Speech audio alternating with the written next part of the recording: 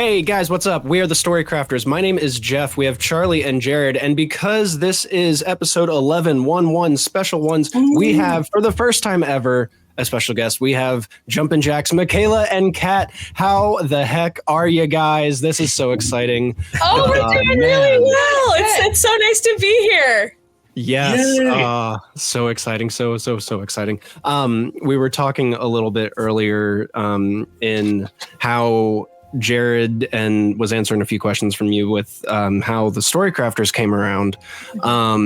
So I wanted to be front and ask you guys, how did Jumpin Jax start? How did that whole thing come about? Let's just jump right into it. The backstory, Kat and I have been friends for years and years and years, and she had lived in LA and had recently just moved to New York City, and we were trying to figure out ways that we could start making our own kind of income, because I work as a bartender. I work in the hospitality industry, and honestly, sometimes, especially when the economy is doing great, so am I.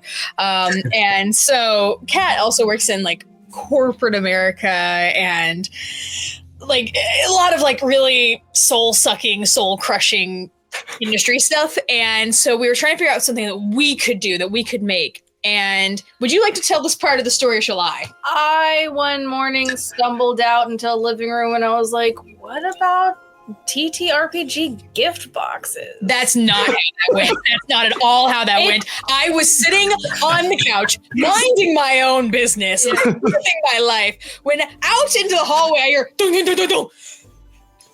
Gift boxes, D&D gift boxes. Nobody does them. And I said, what? A business. Boxes. And then no context, she goes back into her room. And I said, okay, I'll look it up. I remembered it being really mellow, but I remember having the idea, stumbling out, saying it, and then leaving. That's basically how it happened. That's incredible. That's awesome. So then we went on to, the interweb. Well, I did, because I don't know what happened to Kat for the next hour. But I went onto the internet. I did some research on like the market and everything. Yeah, and we were like, oh, really? There is nobody who does like TTRPG themed gift boxes, or like that are class-based specifically. And so we started chitty-chatting about it, trying to figure out how we were gonna market this, like what would our price point be, what would we include in it, what exactly are we trying to say with it, because whenever you start a business, right, you're saying something. Whatever you do, you're making a kind of point. And so we wanted to super focus on local businesses and local artists, because like my partner is an illustrator and an artist. Most of our friends are artists.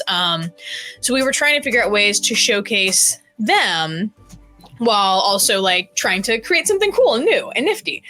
And then we were thinking, okay, what normally comes in these boxes? It comes with like candles, teas, things like that, things that are easily transferable, all around the country.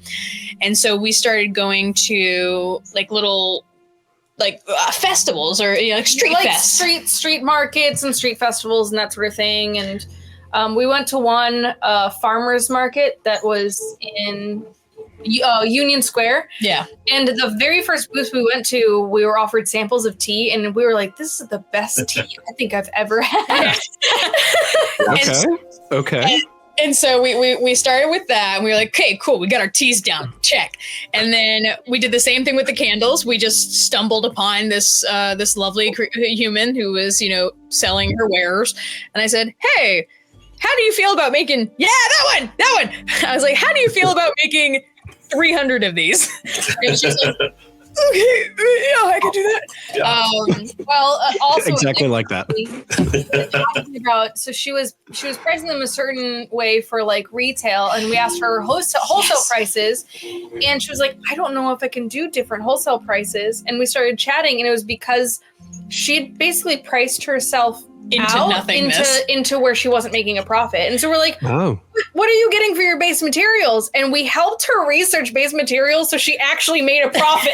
It was awesome. Incredible. That's great. We were able to take her like actual make price and like cut it in like 2/3, I think. That's great. That's awesome. She actually is able to have a business. That's awesome. Nice. Wow. Yeah. And then, so yeah, I just kind of kept going like that. I ended up creating like a pitch deck. Like I was Miss Businesswoman made a pitch deck. And we went up and started kind of talking to people and trying to get them involved in our company and say that they wanted to like partner with us and pair with us. And we were met with so much love. Obviously, you know, most of you guys I've just randomly messaged and was like, you don't know me, we have 30 followers. Yeah. Will you be our friend? And yeah, it was mostly just chitty chatting and trying to make friends and actively showcasing that we were actually part of our industry and wanted to, you know, improve people's lives that were also in our industry. And that's kind of how it started. And now we have done our own first like live gaming event, which was a super fun event. And Which is wild. Like just saying that statement, that's insane. The like jumping off point. How much time passed between like Kat stumbling into the hallway saying, I have an idea, to you have a live event? Oh, Yeah. okay. 4 months? So Kat stumbling into the hallway screaming, I have an event! That was September. In September. We launched our products on November 29th. So that was about a month or 2 months-ish for us to like do all the back like history stuff like that. Then from November 29th to December 31st, we sold out of most of our products. So within like a month and some change. Well, we did sell out we some, did, and then we had to restock. Yes, Yeah, we did. I remember that. So Wow. then we restocked, and then we sold out of them again. And then we've just kind of been hanging around, you know, since the beginning of the new year, because everybody does their shopping during Christmas, right? So like now we're starting to like, you know, advertise for, you know, birthdays and stuff like that. But also, you know, the world's been on fire, so it hasn't been like the top priority in our Just a little bit. Yeah. It's also been kind of a problem we've run into. So all of our products in the boxes are sourced locally. Mm. However, we didn't expect that like the bubble wrap and the boxes and the filler paper were not. So now with the world on fire and everything priced crazy, we're like, well, what do we do? Because we didn't plan on our packing materials apparently. So You didn't think about that. Who knew? Yeah, it's like you're like, you don't think about the price of paper, when you're in office. It's not even like on the top of your priority list. yeah, Really? or like bubble wrap, that comes from somewhere else. We're like, bubble wrap is bubble wrap. Who cares? But apparently, we care now. We care a lot now. How do you feel about the Yeah. difference between bubble wrap and packing peanuts? So, look, I love a Cheeto. I do.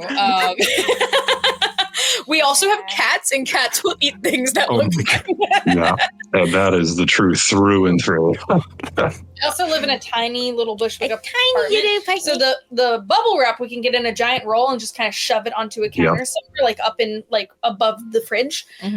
But packing peanuts take up a lot of space. Yeah.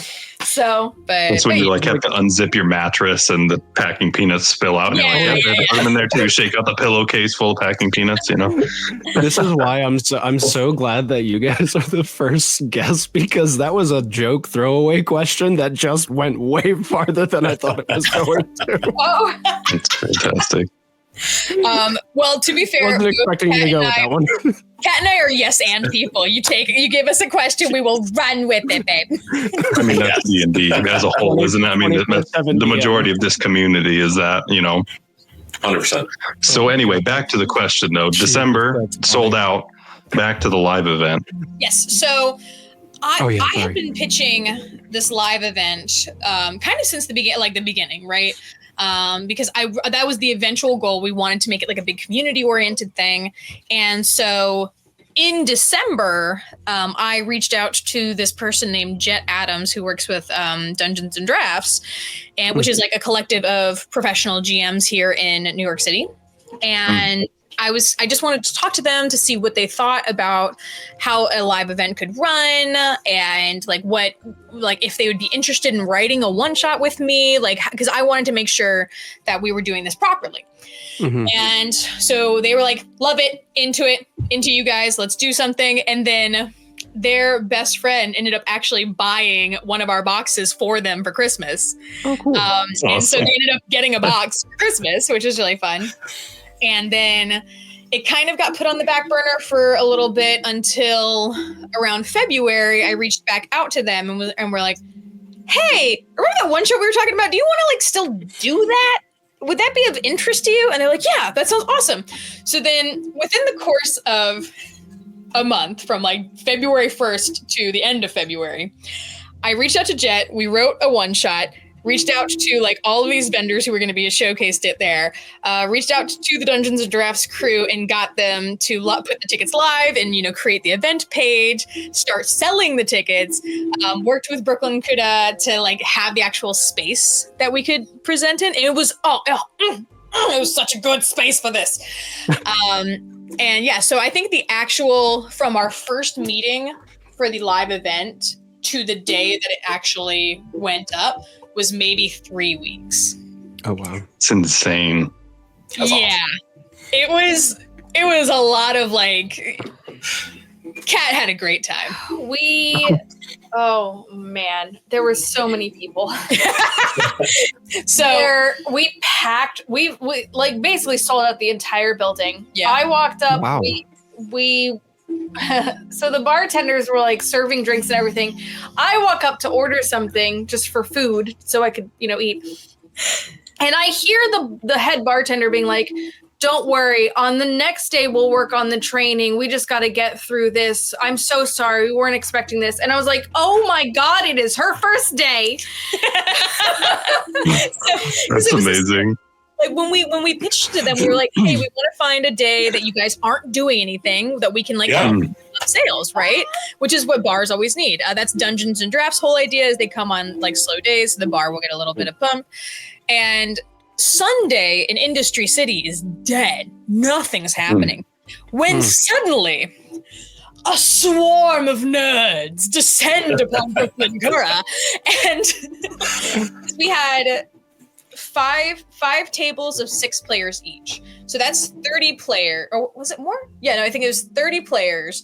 And then we had the GMs, and then we also had the vendors that were part of our crew. And then we had a bunch of people who weren't playing games but came in to see what was going on, what the haps were, and shop at some of the vendors. So we jumped up business in multiple facets. Yeah, and Bards of New York came and just wanted to see what we were like and just to see what the vibe was, because we had offered them like, hey, we know that you are huge in the industry here. We'd love to like give you a couple of comp tickets to come play.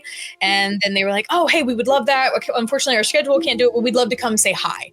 And so they did. So it was just suddenly humans everywhere. Yeah, that's amazing. It's incredible. I think every single table in the entire building was ours. There was one table of guests. Oh yeah. They were probably like, we came here because we thought it was going to be slow. What's happening?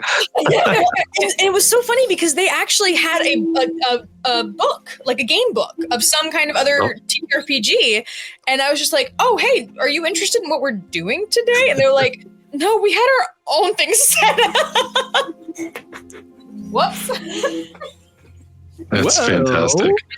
That's awesome. That's insane, though. I mean, so what a rousing success. I mean, I'm sure obviously much time and love and energy went into that, but like, it sounds like it turned out even better than you could have hoped. Yeah.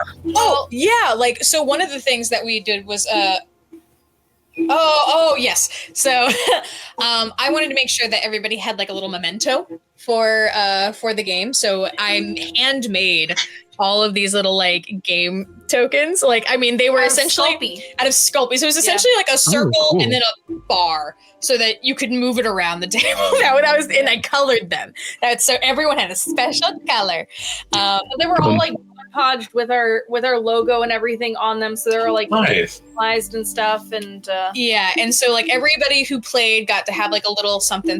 We gave all the DMs like trays, and one of the things that we did was DMs for Dungeons and Drafts get paid for the game, right? They get like a stipend for playing the game. So we doubled their stipend. So they got their regular stipend, and then we also paid them a stipend as well for playing our game that we designed. And then we had a bunch of vendors who came, including like artists and like little soft creature makers. What are they called? Plushies. Like a little plushie creator. We also had our candle maker came, and so did Brooklyn Game Night, which is a game store that was like literally like in the same plaza. So they just came and brought a bunch of wares, and they gave us stuff to put in our raffle. Yeah, we had That's wild. 3 raffles set up because our perfumer that curates the perfumes had a personalized raffle item there for someone to have a perfume experience where they get their own custom scent. And then we had, what were the other ones? We had one that was like this fancy bag that had a bunch of like little snipply bits in. It was like a dragon bag, and then it had like it had a mini dice set, a little card set, like a flag, a dice tray, tea, candle. It had a ton of stuff in it. Yeah, and then the other one was, I can't remember what the third one was, but essentially we split them all. Oh, it was a tea and candle pack. That's right. Yeah, the tea and candle pack. So, and we split them up where one of them, the proceeds went to the GMs. One of them, the proceeds went to the vendors. So they got like a little bump, payback just for being there. And then the third one went, to the perfumer. Yes. So our raffles were like the money went to like all the different people who were there to support us, and it was really, really cool. So yes, it was a rousing success, and we can't wait to do it again. That was my next question: is do you have one, like maybe not officially announced? Do you have the ball in motion to do a next event, or is it like we're exhausted, let's wait 6 months? It's one of those where we just the world's on fire, and so we're trying to figure out how to best handle that. The dragons are in the air, if you will. But as soon as we left, or as soon as we were packing up, the GM was like, "We would love to do this again. Please do this again." The bartender too. They had a slammed night. People were ordering drinks and appetizers all night, so they were like back to back, running around like crazy. And so when we talked to them, they were like, "Oh yeah. Yes. Please come back. Please come back. We'll do this again." That's awesome. That's so much fun. Great. It was so much fun, mostly because the people who were there were having a fucking ball. They were having the best time. It was so great. Like, I just walked around, and you've known me for approximately 30 minutes now. I will cry over anything. I will cry if something's like really beautiful. I'll sob. I was crying the entire time we were having that meeting. I was just like, "This is so beautiful. Everything's so good." Well, crying is a pre-action, so you can do it as much as you need. There you go. Yeah, there you go. He knows what it's at. And I think we're actually going to publish the one shot. Oh yeah, so Jet and I are currently working on publishing the one shot that we did. Nice. Awesome. Jumpin Jax Tavern themed game. It's so fun. So yeah, little characters designed. Yeah, so I made like OCs so that in case you didn't have your own characters, like here are some suggested characters who have like backstory ties that you could play. And yeah, we got a little bit of feedback from the GMs. We also got a little bit of feedback from the players. And I mean, Jet's just a fantastic writer, like a fantastic game writer. I fancy myself a pretty decent writer, but writing scripts and writing novels is a little different than writing for a game. Man, Jet threw it out the park. Great work. So it's going to be really cool. Super excited to keep editing it and get it into like a publishable form so that we can share it with the world. Nice. That's so awesome. much fun. That's so cool. Man. Oh, This is why I love D&D though, because it's like it can take place in any form, in any location. You just you have to have the people, and if you can get the people together, then like you're gonna have a great time. Yeah.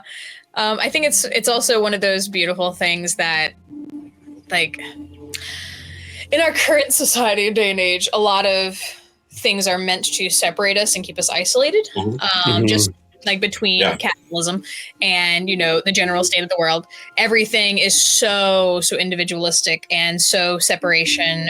And it creates so much separation from the people who are physically around you and also emotionally around you, that D&D or any other TTRPG really is like one of those soul things that brings people together, and like for no other reason than the love of the thing and the love of the people you're with.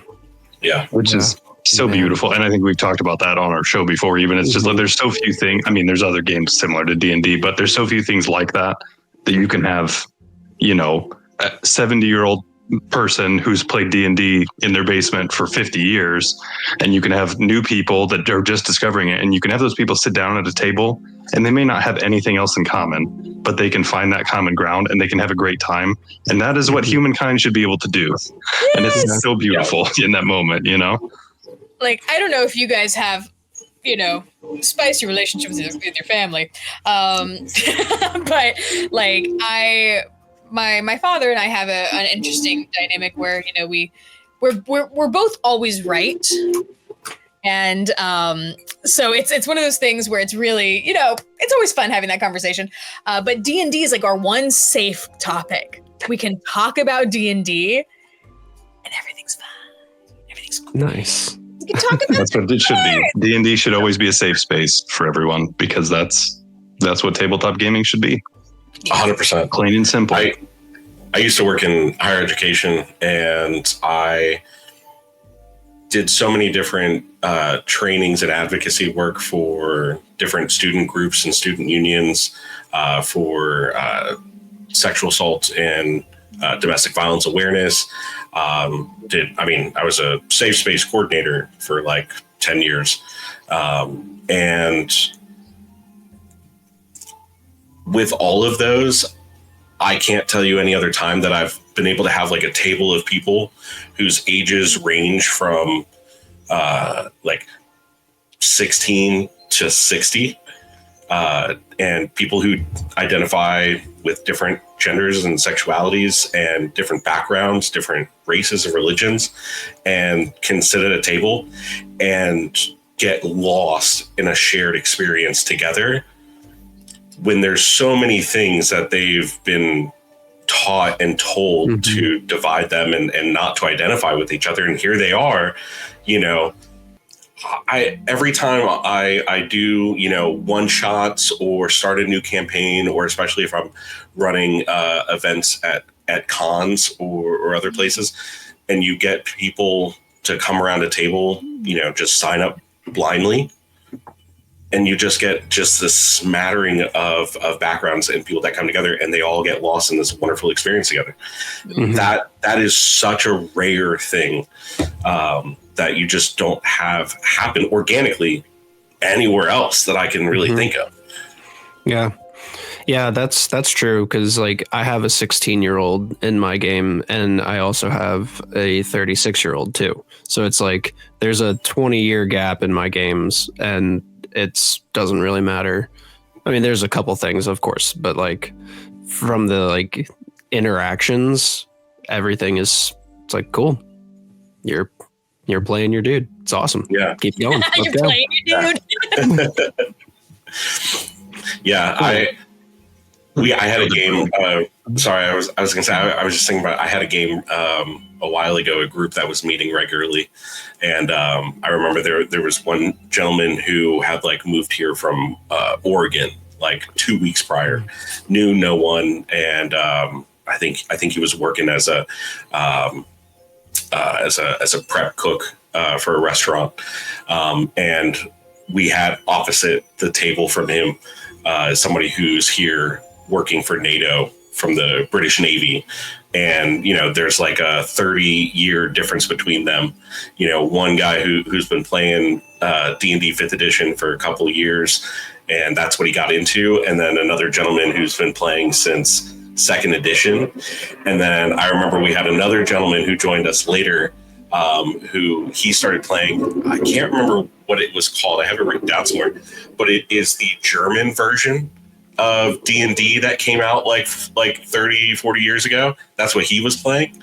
And yeah, it was just such a vast group of people that you would never have these different people come together and sit at a table together for any other reason than this. They just wouldn't interact with each other, for their lives just wouldn't cross. And it was just, and it's just so cool. We're in such a fun hobby, guys. We are. I know, it's the best, isn't it? So, speaking of D&D, if I can ask a question, so anybody can answer this, but my question is, if you could sit at a D&D table with anyone throughout all of history, real or fictional, living or not, and regardless of whether they've actually played D&D, who would it be, and why do you think you would vibe with them as a player or DM? My example for this is my mind immediately jumped to Robin Williams. I feel like, he would be the ultimate vibe. Whether he's running the game or as a player, that would be his energy and imagination would just transfer so well. Who knows if he ever got to play D&D or chose to play D&D in his lifetime, but that is where my mind goes. That's who I would want to sit and, just get to witness it. Even if I sat in silence the whole time, it'd be well worth it, Damn, why couldn't you have thrown this question into the regular show? Because I wanted to see all your faces, actually. So Robin Williams is my initial thought. Now I have to think about somebody else. And young Tim Curry. Yeah, that's a good answer. Tim Curry that was unhinged and recreated the entirety of the end of Clue twice. Yes. That to right. Yes. That's and it, of course, would have to be Clue themed one shot. This is true. Yes. Not the actual Clue game, but it has to be some kind of murder mystery. If you think about Tim Curry, from Rocky Horror to Wild Thornberries, that guy's got range. Oh, for sure. Yes. Wild Thornberries. Nothing ages any of us as much as pulling a show out of the 90s like that we all know we watched like crazy growing up. Rowan Atkinson. I feel like Rowan Atkinson would be fun. Oh, God. Oh, yeah. Yeah. Yes, absolutely. I would have killed to play D&D with is, what's her fucking name? Who you wanted to work with? What? Oh, Maggie Smith. Maggie Smith. Oh, yeah. Yes. Powdery goddamn icon. Yes. Yeah, Maggie Smith, I think, just the sharp tongue. If I had to describe what a drag queen is supposed to be, I would just show them Maggie Smith because that's in order to tell someone to go to hell and make them look forward to the trip. What a yeah, surreal. Yeah, that's fantastic. Also, I think oh gosh, what's his name? The new Doctor from Doctor Who. I don't know the new Doctor. Oh, yes. You're talking about the one on Disney Plus. Yes. Oh, yes. Oh, that boy is a bard rogue all over him. Look at that smile. Oh, that shit-eating grin. I love it. You could honestly argue any of the Doctors. Any of the Doctors, yeah. Sure. Absolutely. I have no idea who any of them are. I haven't watched a single episode of Doctor Who. I like the Ninth Doctor. Dude, it's a black hole. It's a black hole. That's one of those things that that's definitely a nerddom that it's you have to make the conscious choice to jump into it if you haven't already been there. Because you are getting married. Yeah. I had a friend of mine. You just found a lifelong partner. Yes. I had a friend of mine give me one time a external hard drive with the first 9 seasons of Doctor Who, bootlegged onto it. 9 seasons? There's more than that. There's more than that. There's not the sweet child. No, you I know. And I was and so just I don't know. It was one summer or whatever. I just started it and then didn't stop. That's basically what happens. It's just Doctor Who is a bag of potato chips. So this. I don't know if you guys will know who this person is. I'm hoping so. And if there wasn't a language barrier, Hiromu Arakawa is the author of Full Metal Alchemist. Oh, yeah. World building. The world building, the character development. I still think, you know how people say Citizen Kane is the best story ever written? In my personal opinion, I think Full Metal Alchemist is one of, if not the best, world building, character arc, design of everything. Man. Yeah. Hot take. I mean, it's not that hot of a take because I think you're probably correct in your thought process, but yeah, she's always right. Well, that seems to be true. Yeah. Jim gets it quick. Yes, I absolutely adore Full Metal Alchemist, and 100% that would be so great. I especially love a lot of darker elements in D&D and conflicting characters that are so gray. You know, they're not good nor bad. It just is more perspective. And Scar is a great example of that. And I would love, so I think he would do a phenomenal job at that. Not Jeremy Irons, just the character Scar. Yeah, just the character. Yeah, that's amazing. Yeah, but I think another anime, if you're talking about it, another creator who would be great would be, and I don't know the name of him, but whoever created Death Note would be. I would play any one shot that they wrote. Hot take. 100%. That was only good until a very distinct thing happens in the story, and then the rest of it's bad. But that's just my personal hot take. Hey, that is fair. But it's an original. It is definitely an original design and concept, and just yes. Whatever they came up with, I know it's going to be something I'm not expecting, and it's going to surprise me. What were you going to say? I was just going to say, in the realm of like darker elements, I don't know if anyone is an Ozark person, but Laura Linney as like Wendy Bird would have been dark. Yeah. Her against Scar would be hilarious. Speaking of like dark TTRPGs, have any of you guys played Old Gods of Appalachia? No, but that sounds incredible. Okay, so one, go listen to the podcast. So essentially is a horror anthology podcast where like I'm from the South and it's a bunch of like old cryptid, also like just Appalachian folklore and oh god, it's if you like old creepy storytelling, and the guy who writes it and does the narration has that like Southern Baptist preacher, like hellfire and brimstone kind of voice. And so you're listening to it and it's just, oh my God. And they're in the way that they describe these cryptids and these creepy demons and these things that go bump in the night, because this is a world in which those things are real. And it's just, for one, it's just so good. You guys should go listen to it. Not an ad. But for two, they created a TTRPG and it's really fun. That's awesome. That is like my dream. I ran a one shot. It was like the first time I actually DM'd. I don't know if I ever talked about this. That was like a Wild West setting. I just finished playing Red Dead Redemption 2 and I love cryptids. And so I was like, I'm going to do like a twist on Red Dead where the BBG is a Wendigo. That's going to be set in like a more Montana sort of. Yeah. It was pretty cool.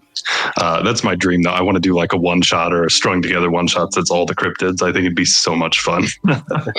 It's so good because it's so dark and it really lends to the history and especially like the cultural history. Like there's so much trauma around the railroad system that went through, all of the Appalachian Mountains, and also like the poverty and the drugs and things like that, things that these people have never had a way out of because, greed and capitalism and all of these other terrible things. And so they become part of the dark magic of that world. And also like the shady rail folk are, they seem like just business folk, but there's something real shady about them. And it's just, Also, what is it with like every bridge in the South that like multiple people died in the process of it being made? Like, because it's the South and everything's like, yeah. Regulation who? Yeah. Yeah. I think OSHA is one of the cryptids as well. OSHA's a cryptid, yes. It's so hard. We have I'm in the midst of novelizing my family's like D&D campaign in books, and we have a set of like gods and goddesses that are built for the world because it's a homebrew world, and OSHA is one of our goddesses. Oh my gosh, that's amazing. That's awesome. Please tell me that they are a lawful neutral. I think they are. They're mostly focused on workplace safety. Jeff, I don't think we heard who you wanted to play with though.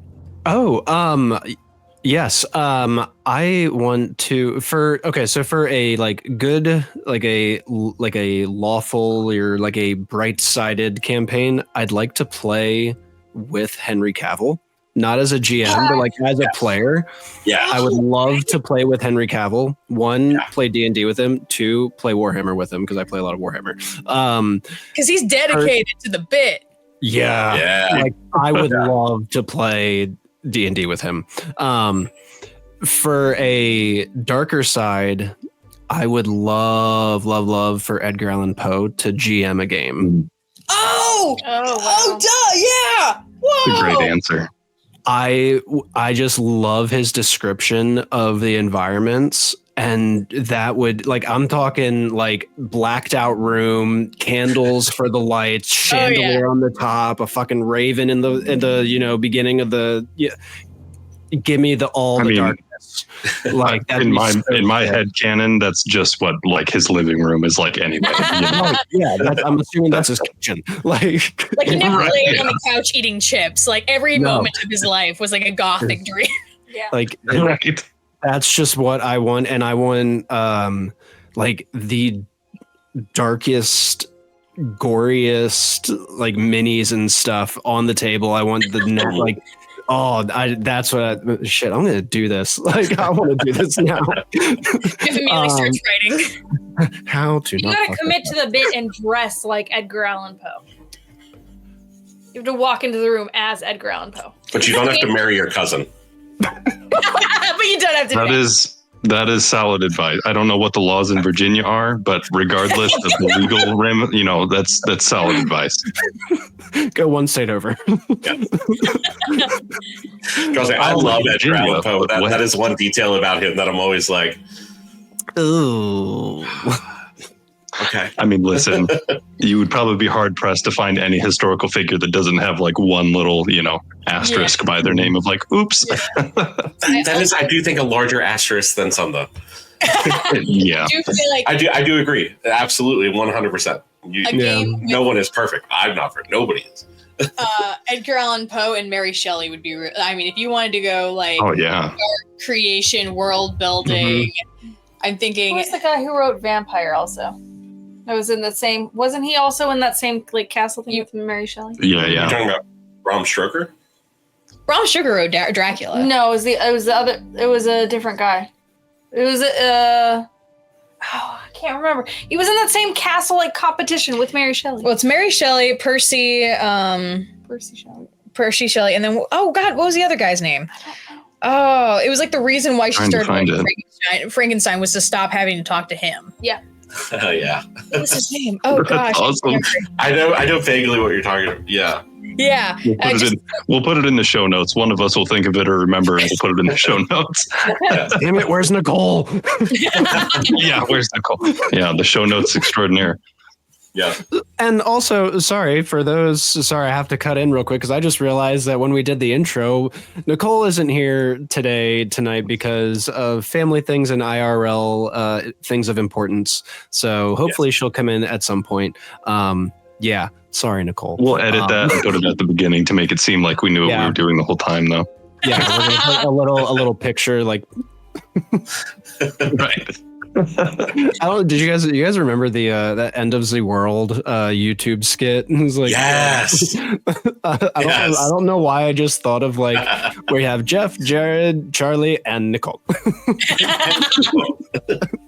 But I'm tired. I'm tired. Oh, yeah. Then fire the missiles. Anyways, Mikaela, you and Kat answered like 5 of my questions in one go. That was awesome. I do my best. Efficiency is key. Did we all? Well, here, this is one question. Jeff put. Where do you see Jumpin Jax Tavern in 5 years? Oh, we're in a business interview. Where do we see it in 5 years? Okay, well, so yeah, there's a lot of different things. I'm hoping, so, my partner and I are planning on migrating out of America to Europe, and so Congratulations. we're looking to do a That's little cool. European tour, and so we're hoping that I can handle the European side of it. Kat will handle the American side of it, and so that we can kind of, for one, branch out our little worldview. Because one of the things that's been so interesting about our launch was, I want to say probably like 30% of the people who were putting things in their cart were from other countries. A lot of them from the UK, a lot of them from Australia, and we just don't know how to handle the shipping of all of that. Yeah. And so we were just like, we can only ship to America right now, but one day we're gonna get it. We're gonna figure it out. So I think that would be really cool, just because we got so much interest that we were not at all expecting from international guests, which was wonderful. And also I think it'd be really nice to be able to showcase other small businesses from like local industries that will be around. I'm hoping in terms of scope, we're working to try and include more classes, because we started with 5 classes just so we didn't like overwhelm ourselves, because the 12 classes is a lot right at the beginning. And so we're hoping to open up to the 12, general D&D classes. Beyond that, we're also hoping to do a DM box. So that'll include like a copy of our one shot, and then like some more higher class items, like, a wooden DM screen and things like that. Like a DM starter kit, where you essentially be like, hey, cool. I'm starting my first DM thing. Then what do I need? Well, here you go. Briefly floated at least one monster box with like yes. So like assuming that all of those go well and we're still kicking, we're hoping to do like a mimic box or a monster box or some kind of like, every Halloween we have a new theme or like whatever. So hoping to do that, hoping to do some more like high value boxes. So like in case you wanted to get something that was like a little nicer for your gamer, things that are, like DM screens. Like what did we discuss? We'd floated journals. For the DM box, we had floated like all leather and wood. Yeah, that was so things like that. Yeah. Because we wanted to make sure that when we first started, we were keeping at a price point that people found that people could afford. Just because I think there's a lot of gatekeeping in terms of financial gatekeeping in a lot of like D&D products. Just because people are like, I can charge $200, so I will. And it's just it sucks because there's a lot of people who are D&D fans, TTRPG fans, who are broke millennials like me, and want to take care of their other gamers and their other friends, and like want to be able to do something really lovely for them, but don't have the finances to do a huge thing. But they want to find something that is, pointed, right? It's dedicated to why you and I are friends. And so we wanted to make sure that we started a price point that was feasible for people, and then we could grow from that. And then also start, offering individual things like journals, like DM screens, like tea and candle packages, which have been really popular. Surprisingly enough, just the candle and tea part people are really interested in. So I think there's some beauty in just having something like selected, and they're like, I'm like-minded, I have similar interests. If they like it, I know I'm going to like it. I think there's a lot of beauty in that. I mean, I'm a sucker for stuff like that too. It's just like, hey, if they like it, I'm going to like it, Yeah. So yes. So that's kind of, we're hoping to expand out our ability to do that. Also just, like we also stamp every single box and we handwrite every single thank you card. So we would love to be able to get to a point where we could like afford like nicely decorated boxes. Like I know that sounds like such a small thing, but like Nicole, hello. Hey. Hello, Nicole. How are you? It's so good to actually meet you in person. Yeah, just about, right? No, I know I'm late to the conversation, but I'm glad I got to at least join for a bit. Yeah. We're talking about boxes. It's a very important conversation. I have to say, the look though of the box with the stamped logo does look so freaking awesome.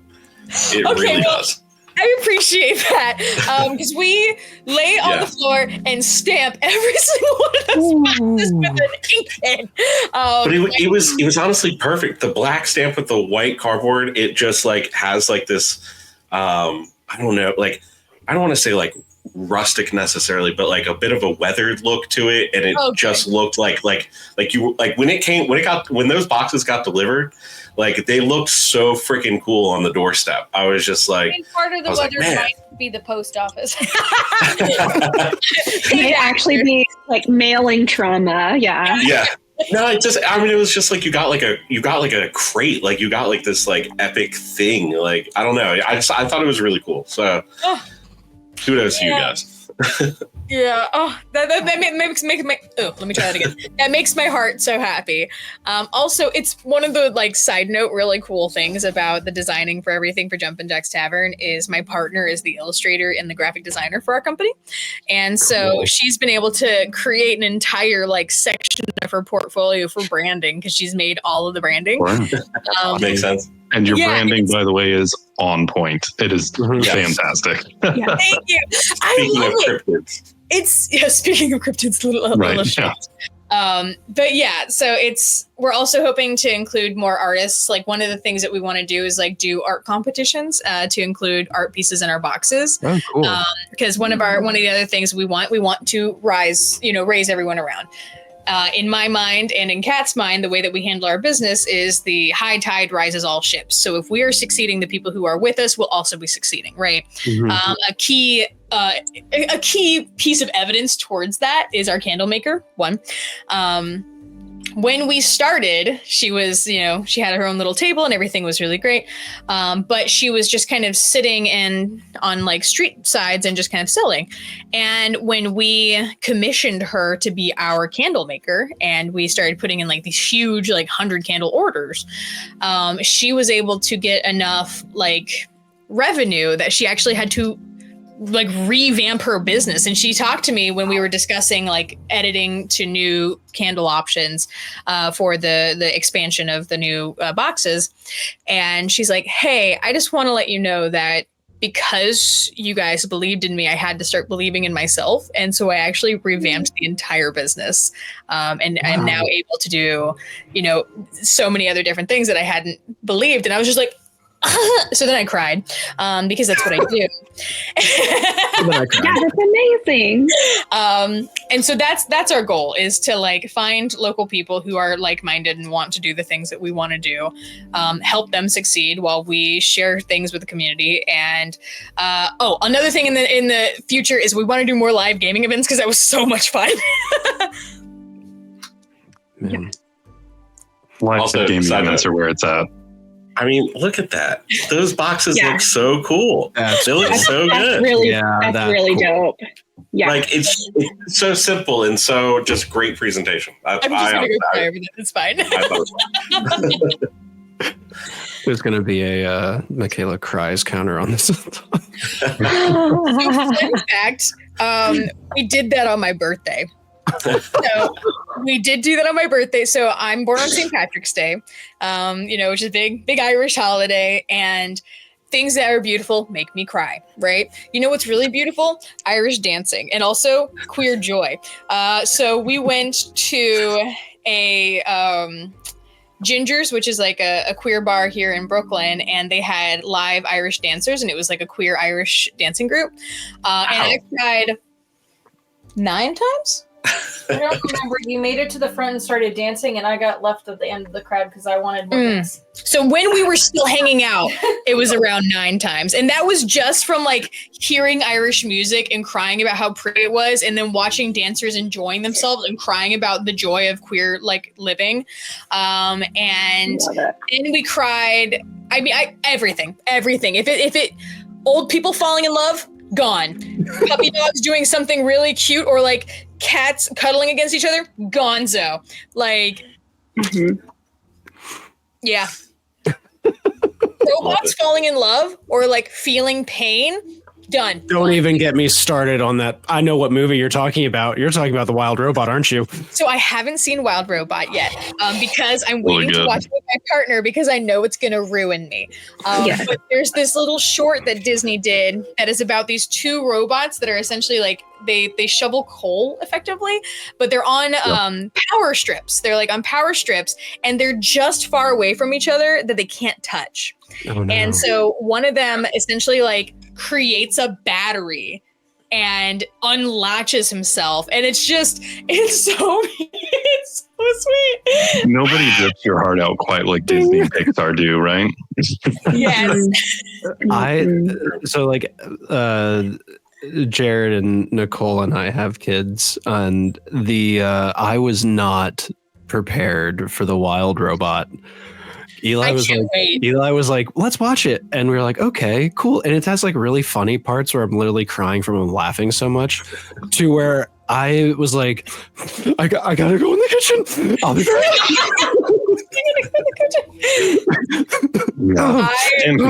It's a great movie. Great movie, but dear God, I was not prepared for the 5 new friends. Hi. Hello, new friend. Hello. We're still here. We're just on a black screen for a second. You just saved me so much editing. Right? Right? Oh my gosh. Okay, bye. This is all part of the Story Crafters. We are I know Jared, your kids are bound to come in at some point, but I know Nicole's have been on a few times with accidentals, and my son came on accidentally. So we try to keep the kiddos off the interwebs if we can. But thankfully my kiddos in terms of furry things don't care if they're on the interwebs. Yeah. Mine is sleeping, but he is showcased right back here in his school photo. Aww. in his school photo, is that what you should say? It's not actually like he didn't go to school or anywhere, but like tell me this doesn't look like every like oh my god, that is every senior picture ever. That's amazing. Incredible. Yes. Wait, did you like go to JCPenney and get that taken? Like, what happened here? What is the story? Nicole, All right. does JCPenney even exist, let alone take pictures anymore? We were just talking. I think Kat said something about the wild thornberries earlier, and I'm like, we are aging ourselves. I'll sidetrack us for 60 seconds so Nicole can post this as a short. Basically, what I did as like I think it was some kind of gift for my wife. I don't know if it was like for our dating anniversary or Valentine's Day or something. Like, it was a couple years ago. I found this place that was like down the road from our apartment that does pet portraits, and I was like, how cool would that be to like go and just like, you know, get some photos and bring them back. And so her best friend was in town. She went out with the best friend. I took Toby down the street to this place to do pet portraits. It was a nightmare, like in the sense of like, he was so overstimulated and was like fascinated by everything. He could not sit still to take one single photo. And we tried so hard, but we did manage to get this one. And so she was like, yeah, I was like, we got really lucky. It was perfect. And I was like, so she was like, part of the package is I'll print one for you right now. We looked through the photos and she was like, and then pick like your 30 or 40, and then I'll have them like edited and put together, you know, as a digital portfolio. And then you could do whatever you want. I'll have stuff you could do from there. Mm-hmm. So I was like, okay, cool. So we did that.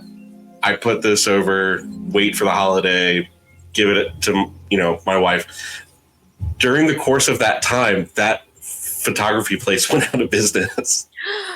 So this is the only thing that we got from it. And I'm like, thank goodness, like we got one good photo that like didn't have to be edited or anything, and I got printed, because I never got anything else from them. And then they went out of business, and their location was like, it's now filled by like a church or something. Oh my god. It was so weird. So funny. But yeah. I have 4 cats of my own. I did not intend to be the crazy cat lady. The crazy cat lady chose me, and it literally did. It literally did. It was not my choice. I did not do this on purpose. But the cats are also like potato chips. You start with one, and then you just pop. And all of a sudden, the entire can of Pringles is in your house. Yes. The first two were orphaned by a Hurricane Irma in Florida. And so they were born the night of Hurricane Irma and were just orphaned were just abandoned. And so anyways, my friend who was the emergency manager of the hotel chain that I worked for found these like newborn baby kittens and was like, "Hey, Mikaela, we know you've been looking for a cat. How do you feel about two?" And so I was like, "Boy, do I have a deal for you." But so her husband is a photographer and was able to take like these adorable little photos of them. This is Tolkien, who's like a princess, right? So here's their teenage photos. Tolkien is a princess and Conan's a gremlin, right? This is showcased in the fact that Tolkien's a princess and Conan's a gremlin. Yeah. Also, we have to clarify, is he named Conan because of Conan O'Brien or Conan the Barbarian? Sir Arthur Conan Doyle. Oh, okay. Yeah. All right. That is the right answer. That is the right answer. Yeah. Okay. Yeah. So I have Tolkien, Conan, Reardon, and Jacques. And nice. I've just recently heard, and I don't know if this is true because Homeboy's dead, but the guy who wrote Redwall apparently pronounced his name Brian Jakes instead of Brian Jacques. I also just recently heard this. Yeah. I refuse. I rebuke it. I do not.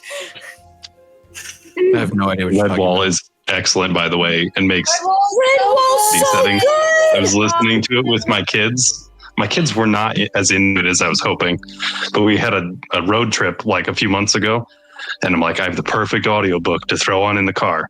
It did not hold their attention. Did I still enjoy it? Oh, that's tragic. Reading Redwall was how I learned how to voice act and learned how to make accents. What is so fun. So when the way that Brian Jacques wrote the characters is they're all based off of different animals across the UK. And so there are Scottish and Irish and Welsh characters, right? And the way that they are written is their like spoken word is written phonetically.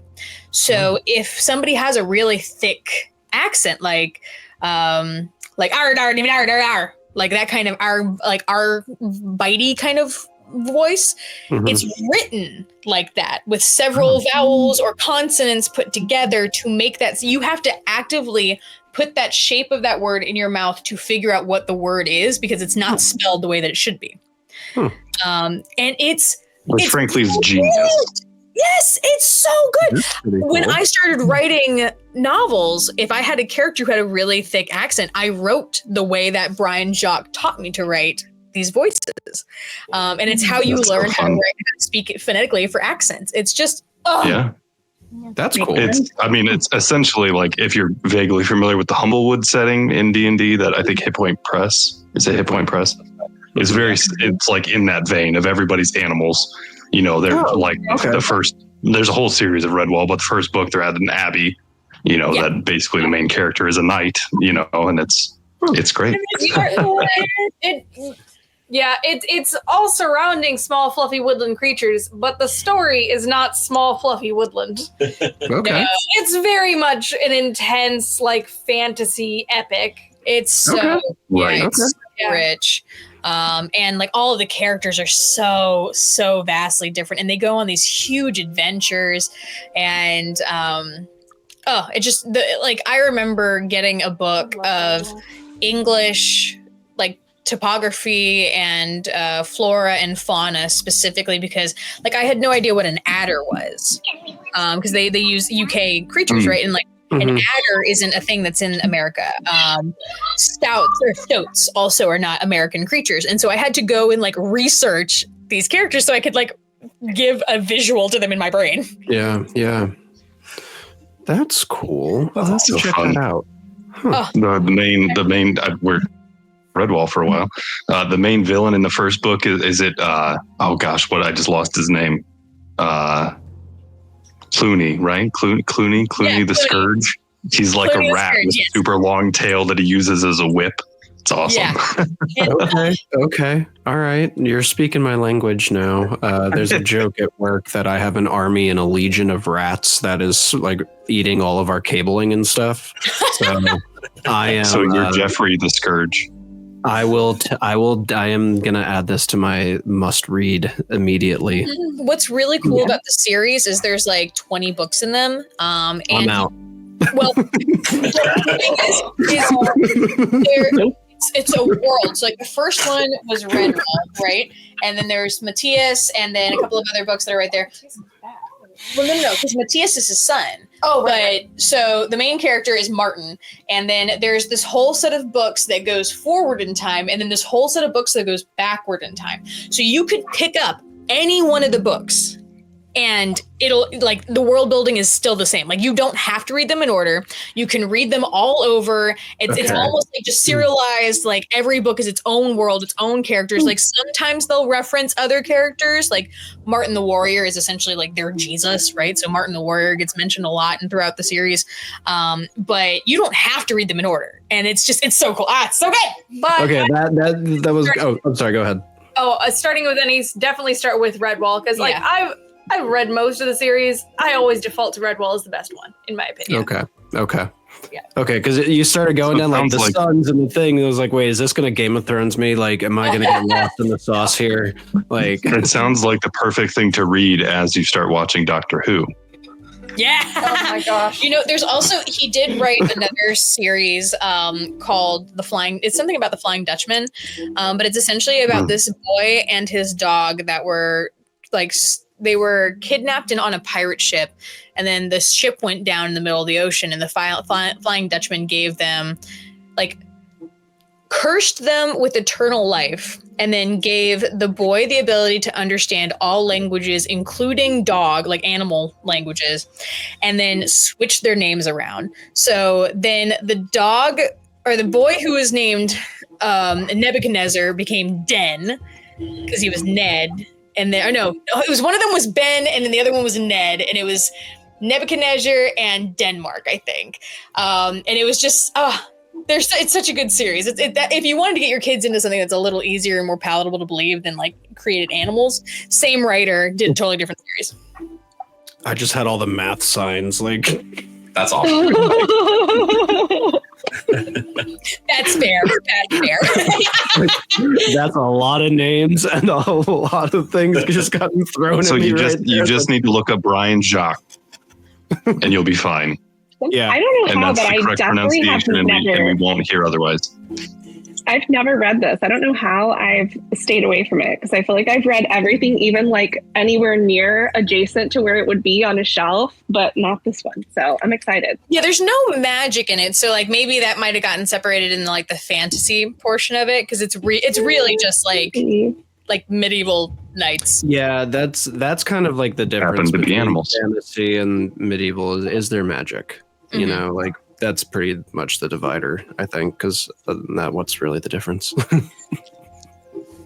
I'm ready for it. Imagination. It's on my list now. I can't wait Yeah, to hear if you like it. I have 3 Audible credits, so that's gonna get added. Should I read it or should I listen to it? I would say that, I mean, both, but the audio version, I can't remember the person who narrated it, but 10 out of 10. They did a fantastic job in the one that I listened to when I was driving. So All right, cool. Yeah, I've never listened to the audio, so I can't give an opinion on it. But I do remember reading it, just enjoying the world building so Yeah. much, and Yeah. just like the imagery, and also like even if you do get the audiobook, I argue that you should open it at least a little bit just so you can see what I'm talking about and the way that he writes dialogue, because Yeah. it's just The book is a decent size, but it's also a very quick read if you decide Yeah. to read it. Like you'll breeze through that.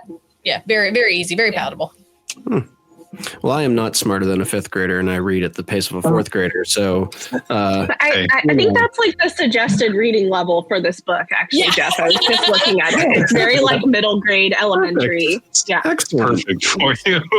Excellent. Everyone I got you, roast Jeff. me in the comments now. Oh my God. I'm just excited I got you on board to read my book, Jeff. So Hey, you know, all 40 pages of it. hey, yeah, and I enjoyed every single one of them. Yes. Jeff is not one of the lying. few people who I'm has not actually lying. read the book. I have. Yeah. Mhm. What It's impressive. I know. I Got also it. recently learned how to read.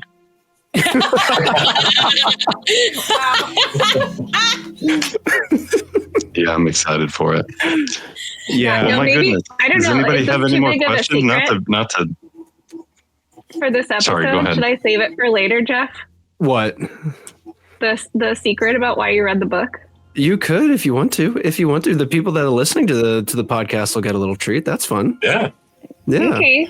I was gonna say, should I tease it or just say it? But I think I should just say it at this point. You can. Jeff has read the entirety of my book, which is not quite out yet, but it is available on Kickstarter because he is a voice actor in the animated version. Yeah. Dude, that's Yeah. awesome. Hell That's yeah! amazing. And so is Yeah. my son, potentially. Yes. Mhm. It's so fun. Yep. Yeah. Maybe He my was- daughter will be too. I don't know. We haven't done our parts yet. Eli was so stoked. Like I was like, "Hey, buddy, you wanna record something?" And he was like, "Yeah!" Like he threw on the headphones and everything. We like got set up in the booth and everything. He was like, "Okay, I need you to say this," and he was like, blah, blah, blah, blah, blah, blah. We had, like, all 9 takes or whatever of it that I sent you, and yeah, he was so happy. That's awesome. But yeah, no, that book is great, and if I can read it, so can you. So- but I need you Yeah. to write me a review that says that if I can read it. I created if I can read it, so can you. I got you, girl. I got you. That's gonna be the quote that's at the top of the book, like above your author name. It's just, if I can read it, so can you. New York Times bestseller quotes: "If I can read it, so can you." Oh gosh. Oh my god! Yeah, no, that you know, I think it gets mentioned almost every episode though, because we truly do believe in it as well. That book is going to be great, and it is Yes. truly So excited. going to revolutionize how kids get introduced to like tabletop games and role playing Yes. games. Like it's really cool. In fact, I found out my last game. One of my players is one of your top tier backers, Oh, okay, cool. and he's also Oh, apparently he's translated everything for German for his kids, for your kids' Oh, character for the sheet. character sheet. Yeah. Yep. Yeah, I think that thing's in like at least 7 different languages now. So crazy. That's so cool. So cool. That's so cool. There you go. See something to take to Europe with you when you go. Yeah, I yeah. actually started like reaching out to random people on Instagram and just being like, "Hey, you have no reason to know who I am, but I just wanted to say hello and introduce myself. We're coming to the neighborhood." I love it. And it's funny. I feel like that's most of my business plan has just been randomly like cold calling people and just being like, "Hi, you want to be friends? Because like I want to be friends." Yeah. Who is Works great. That's it's essentially been our business plan has just been my charisma rolling all over the place. Mhm. And that's what when I first was introduced to D&D, I was playing a paladin.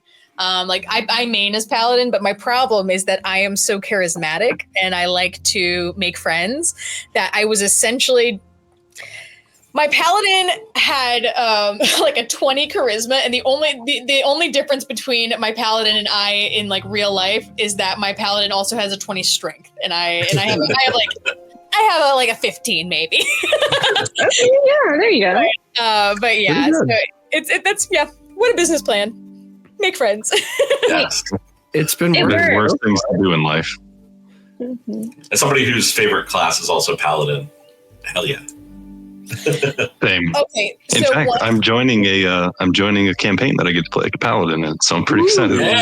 hot take, the only problem I had with the D&D movie was that there was not nearly enough paladin. That character is my He was favorite one good. on the screen, and he just He was came good. in, did his thing, and left, and I So was good. more.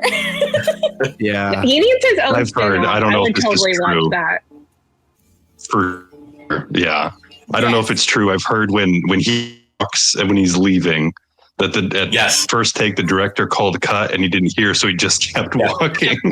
And that's so incredible. Yep, he's going up over. Yeah, there he goes. There he goes. Amazing. You go, buddy. That's amazing. I wish that they I think I heard or read this somewhere that I don't know if they did. I hope they did. If they didn't, they missed out. Where the cast actually played D&D as their characters first. Yeah. Yes. Yeah. And I would have loved at the end of the movie if it had like zoomed out to the a critical role table or something with like all of them playing the game together. Like that would have been really cool.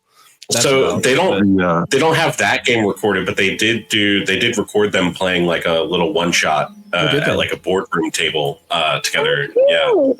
Yeah. See, I would love to watch that. That'd be so cool. Yeah. I love watching proposed celebrity D&D stuff. Like that stuff's always super fun.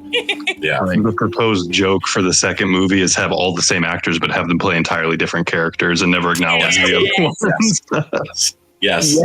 That'd be amazing. That would be. Or have one of the characters die and then have the same actor come play a different character. Yeah. June, that'd be fantastic. I am a Marco. Oh my goodness. I have a question. Well, this was great. Yeah. I think that this might. I'm just curious. If you could set a TTRPG or a D&D game in the world of any iconic film, what would it be? Like, would you do a Princess Bride kind of theme? Would you do a Treasure Planet kind of theme? Like, what would be your ideal D&D game if you got to set it in any kind of world? You know this. I'm boring. Talk to you, right? What? This is our show where we ask you questions, right? I'm sorry. I thought this was like an interactive. It's your show now. It's your show now. I'm boring, and I would just say Lord of the Rings because it's the greatest piece of literature I think ever created and written, and the world is so deep and the lore is so vast that I just feel like it's maybe a cop-out answer, but it is my genuine answer. They're my favorite books, and it's not close. Yeah. Mm-hmm. Same. I'll be boring too. I'm boring, but in a different sense. If I got a good rule system down for it and terrain, I'd love to do it in the Star Wars universe. Because that is my true love is Star Wars, and I would love to do that, but I don't think I could pull it off terrain wise. It'd be very difficult. I actually have a VHS from 1977 from the original release of Star Wars that just says Star Wars on it. Yep. It doesn't say It's incredible. That's because originally it did not have that name. It was just Star Wars originally. Yeah. The New Hope didn't happen until close to Empire. So Okay. That's quite a flex, though. That's pretty cool. that's super cool. That's awesome. I still have the gold box VHS and the silver box VHS. Nice. But, Charlie, where are you going to build your So I have a difficult time. Nice. Heck yeah. I have a difficult time picking one setting, and my homebrew world, Adventures After an Arcane Apocalypse, reflects that. There's so many different themes and elements to it. Treasure Planet is one of them, and I adore Treasure Planet. And in fact, it's Solar Surfer does exist in my world, and it has a stat block, and it is an item in my campaign. But I think what would be really, really cool as a kind of a isolated microcosm in just one singular environment would be Atlantis. Oh, yeah. I think you could really make a very unique and interesting magic system with those crystals. And I just that would be so cool. And you already have like so many different like adventure elements already themed with the idea that they're deep below, sequestered below the ocean. Easily do a beautiful 40,000 leagues. Yeah, that would. It would. Yeah, that would be my thing. Oh yeah, the world building, that would be so amazing. Oh, you have. What's your thought? I would throw in Titan AE. Ooh, that's a good one. What is that? Oh from yeah, again? I mean it's been years, It's a like movie. years and years. It's a great movie. Yeah, it was essentially like Treasure Planet done by Don Bluth before Treasure Planet was an idea. But it was less, Right. it was It was more sci-fi-y than like space fantasy. But yeah, it's been so long since I've watched that. That's another aging us. I was supposed to say, honest to God, that came out in 2000, and I probably watched it for the last time in 2000. But I remember loving it.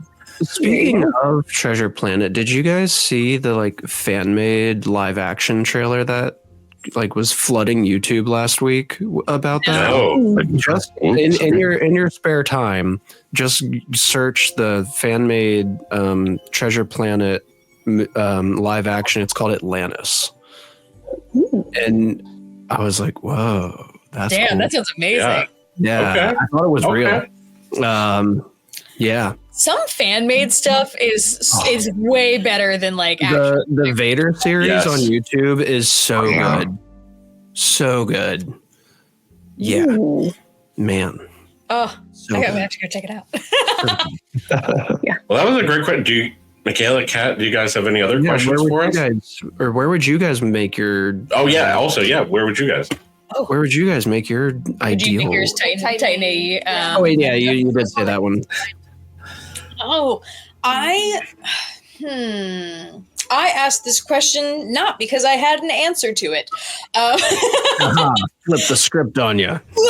I mean, I have always really loved like Avatar: The Last Airbender. I know that they ended up making like a TTRPG about it. I haven't played it yet, so I do think I would love to do that. But I know the movies sucked, and I'm still bitter about it too.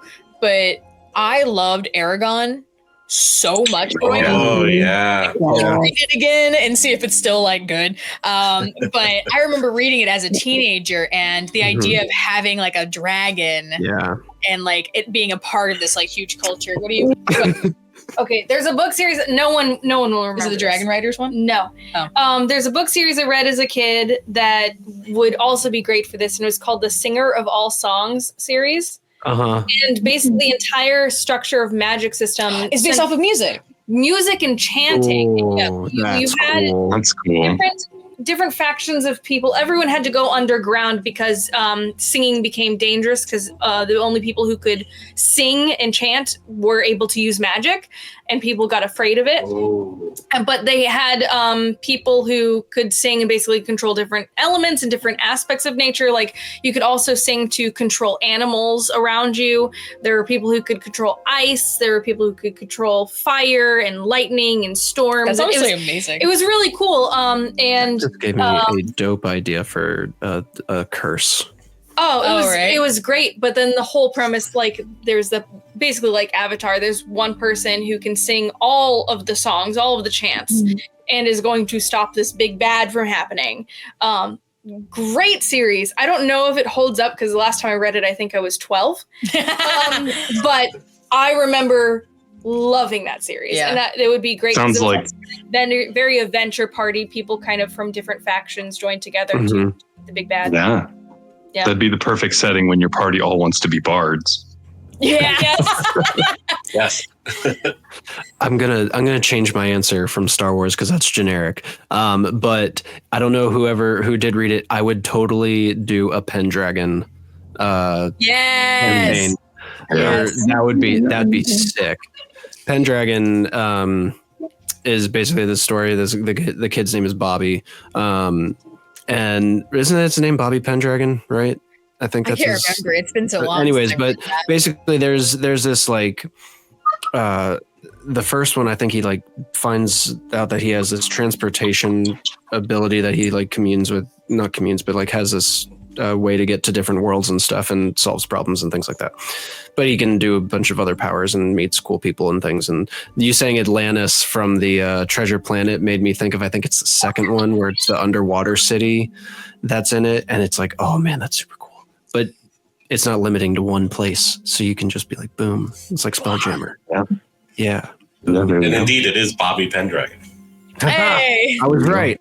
Yes. Haha. Boom. Like it would have been embarrassing if his name was like Bartholomew or something, you know, like and poetic. He's just been demoted to Bob. I think it's Bobby. Bob. Yeah. Oh gosh. Oh. All right. Well, that was fun. This has been awesome. Thank you, Mikaela and Kat, for jumping in. Yes. Yeah. Thank you so much for having us. This has been such a wonderful little Tuesday night. Before we officially close out here, I did want to, kind of stealing a thing from Hot Ones here, shout out, bring yourself down, walk yourself down the red carpet here. Where can people find you guys? What can we do? Yeah, I was going to do the whole look at this camera, that camera, that camera. It's like we don't have those cameras. Look at your camera. And then, but no, seriously. Well, God, this is going to be fun to edit. No, seriously though, where can people find you? How can they get in contact with you? How can they buy all of your products and sell out everything for you? Go ahead. So our website is www. Well, that's a lot of W's.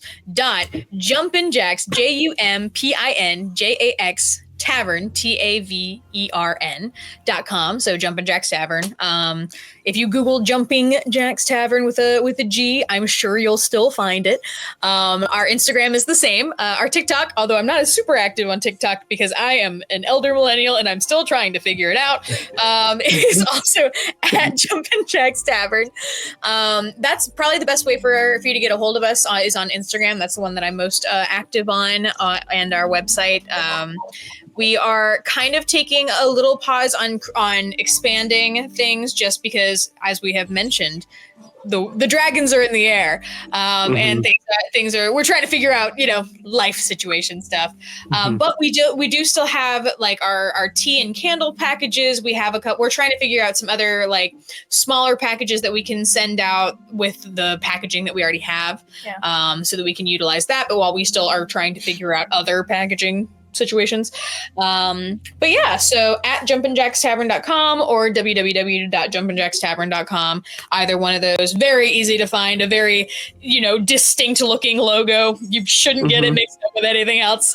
Yeah. I did research to make sure that happened. Good. Branding's important.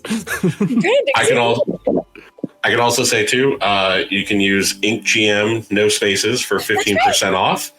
And if you want to see an unboxing, my wife and I did an unboxing of the Paladin and Druid boxes on our YouTube. So you can go watch that. And see all the wonderful goodness.